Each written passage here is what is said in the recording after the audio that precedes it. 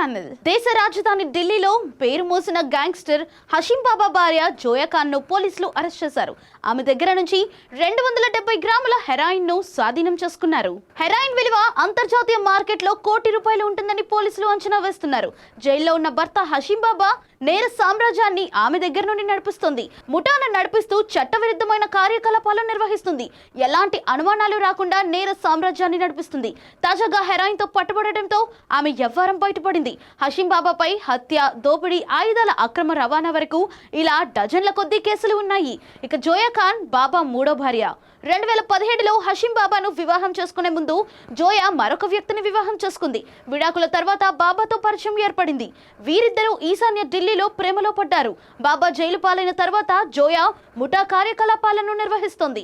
Under world don Dawood Ibrahim సోదరి Haseena Parker తో కూడా జోయాకు సంబంధాలు ఉన్నట్లుగా పోలీసులు గుర్తించారు. దోపిడీ, మాదక ద్రవ్యాల సరఫరా నిర్వహణలో కూడా ఆమె పాత్ర ఉన్నట్లుగా తెలుస్తుంది. ఇక ఆమె హై ప్రొఫైల్ పార్టీలకు హాజరవుతూ ఖరీదైన దుస్తులు ధరిస్తూ లగ్జరీ బ్రాండ్లతో ఎంజాయ్ చేస్తూ ఉంటుంది. సోషల్ మీడియాలో కూడా ఆమెకు మంచి ఫాలోయింగ్ కూడా ఉన్నట్లు సమాచారం. ఇక జైల్లో ఉన్న భర్తను కలుస్తూ కోడ్ భాషలో మాట్లాడుకుంటారని తెలుస్తుంది. ఎన్నో ఏళ్లుగా ఆమె కోసం గాలిస్తున్నారు ఢిల్లీ పోలీసులు. క్రైమ్ బ్రాంచ్ ఆమెను పట్టుకోవడానికి చాలా కష్టపడ్డాయి. అయితే ఈసారి స్పెషల్ సెల్ విజన్ సాధించింది.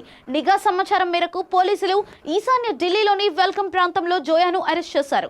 ఉత్తరప్రదేశ్ లోని ముజఫర్ నగర్ నుంచి పెద్ద మొత్తంలో హెరాయిన్ తో వస్తుండగా రెడ్ హ్యాండెడ్ గా పట్టుబడింది. ఇక నాదిర్ షా హత్య కేసులో ప్రమేయం ఉన్న షూటర్లకు జోయా ఆశ్రయం కల్పించిందని పోలీసులు అనుమానిస్తున్నారు. ఇక జోయా తల్లిదండ్రులది కూడా నేర సామ్రాజ్యంగానే తెలుస్తుంది.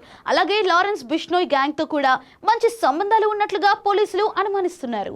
ఇక ఇటువంటి మరింత ఇన్ఫర్మేషన్ కోసం ఫాలో అయిపోయి 23 ఛానల్.